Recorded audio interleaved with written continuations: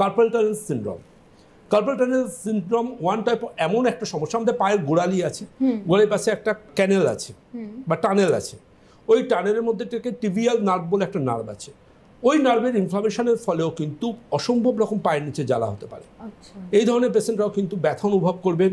পায়ের নিচে মাটিতে পা দিলে কিন্তু দেখা যায় পায়ের নিচে একটা অদ্ভুত রকম তিনি কষ্ট পাচ্ছেন। পায়ের নিচে মনে হচ্ছে যে হ্যাঁ আমার পায়ের নিচে একটা জ্বালাবোধ কাজ করছে, আমি আমার ঠিক পাটা আমি যেন সে আগের মতো সেই শক্তি বা সেই ইয়েটা পাচ্ছি না।